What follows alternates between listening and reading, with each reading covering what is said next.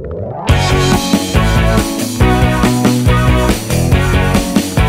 mēs izvēlamies monofīlu auklu, tad es tomēr ieteiktu kostītas spoles, tātad pludiņš, fīderis, kaut kāda atsevišķa grunteņa veidi, karpu makšķerēšana visbiežāk. Es tomēr skatos vairāk pats priekš sevis, skatos pēc ražotāja.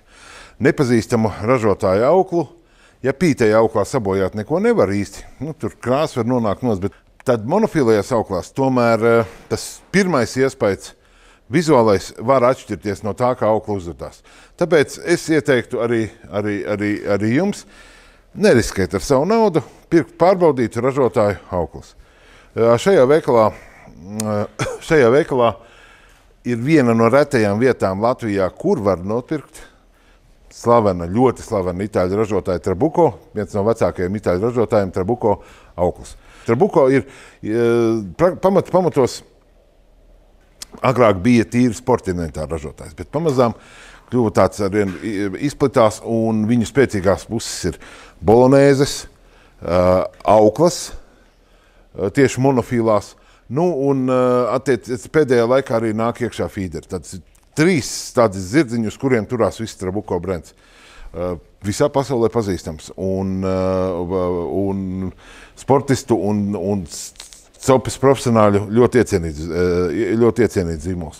Šajā gadījumā es gribu ieteikt, ja fīderim un kaut kādām karpu makšķerēšanai, noteikti skatīties uz Trabuco auklām, jo tās ir ļoti pārbaudītas kvalitātes ar monofīlās auklas. Trabuco varbūt ir nedaudz dārgāks par tādas vidējās cenu kategorijas auklas, bet pārbaudītas kvalitātes un katrā gadījumā noteikti neliks vilties. Pie tam ar ļoti labu nodalumu izturību, kas ir ļoti svarīgi tad, ja mēs auklu meklējam tieši bolonēzai, kaut kādām fīderim upē, kur visu laiku, kur tas iemetieni ir daudz, un aukla stipri berdzējās starp riņķiem, tas ir ļoti svarīgi. Nodaluma izturība ir praktiski galvenais monofīlās auklas prasība. Laba nodaluma izturība ir galvenā monofīlās auklas prasība, kur mēs izvirzām tad, ja mēs meklējam auklu priekš pludiņu makšķeres, to, ko tinam uz riņķiem. Mačs, bolonēze, visa vīmbu cope, līņu cope, tur, kur daudz iemetieni sanāk. Tā ir tāda mazā nianse, kuru noteikti jāņem vērā. Laba nodaluma izturība.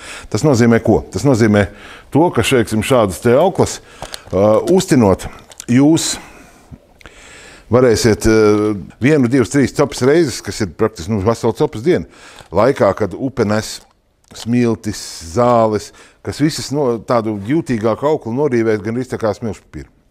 Tad izmantojot auklu ar labu nodaluma izturību, tas upe, ūdens ar visām savām smiltīm, zālēm, visu mazāk deldē auklu. Un attiecīgi auklu jums ilgāk tur un lielās zivs mazāk aiziet. Vienmēr sakot, jo labāk nodaluma izturība auklē, jo mazāk mēs zaudējam zivi, mazāk zaudējam pludiņus, aukla ilgāk, viņi ir ekonomiskāki. Ja mēs sākumā varam nedaudz, varbūt ar €1-2 pārmaksāt, tad ilgākā laika periodā tas viss atmaksājās, jo lētāk aukla, jebkurā gadījumā, monofīla aukla. Un mēs runājam patiesībā starp 3, 4, 5 eiro par 150 metriem. Ja, un tad tā starpība ir €1,5, reizēm 2 eiro starp lēto un labu auklu.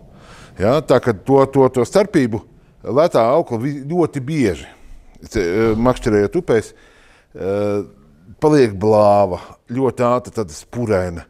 Ja, ko laba aukla un laba nodaluma izturību, savukārt mēs cepējam. Tā kā vajadzētu pārbrauc pa auklu, nekas ar viņu nav noticis. Un mierīgi varam cepēt arī 2 un pat 3 sezonas reizēm. Tā kā izvēlamies labu auklu, labā veikalā.